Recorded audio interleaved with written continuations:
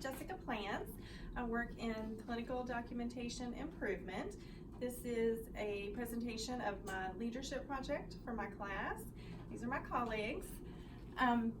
When asked to do this leadership project, I really struggled for two reasons. One, I'm new to the department and this type of work, so for me to try to think of a leadership idea was difficult.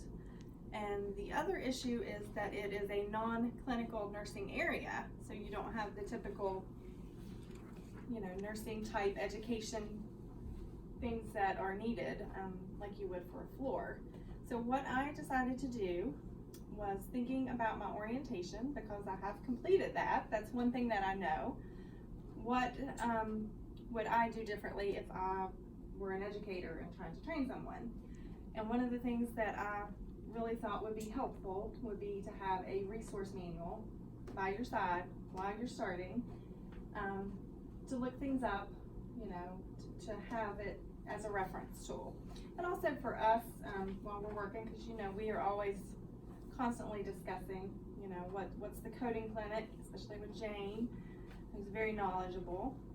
So the book for me, which I have started a lot, since I'm doing oncology, we'll have, all of the coding clinics for oncology for me, of course. I wanted to have the specific coding clinics, if we need to take them from the ICD-10 manuals and copy and put them in here, alphabetize it. That way, if we need it, we can specifically pull it, look at it quickly, put in what you need, and go on with it. Also made a little handout that's just some definitions of our everyday chatter in the office, things that when I started, I had no idea what they were talking about when they talked to me, and they would assume that you would know that, but if you've never done coding or clinical documentation, you have no idea, what a coding clinic is, or, some people may even not understand a DRG, or diagnosis related group. So those are just some definitions of common everyday words that we use that someone starting could look at and say, yeah, okay, yeah, I get it, I understand that.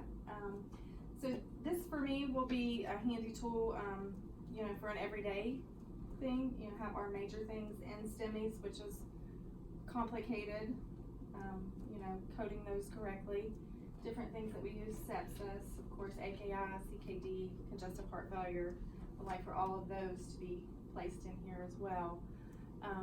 And then, any time we get, new information yearly, we get new information in April and then again in October. When we get new information in new coding clinics, we can, of course, reevaluate and redo the manual as needed as those are updated. So that's my plan. I hope to have this, if we get another colleague that comes in, we can use this to help maybe as an education tool for them. And then if you guys have any ideas, of course, please participate. Anything that you find or you have at your desk, because we have things tucked away sometimes and don't realize that they're useful to other people. If there's anything that you can think of that we could put in here, to use as a reference tool. Okay. Thank you.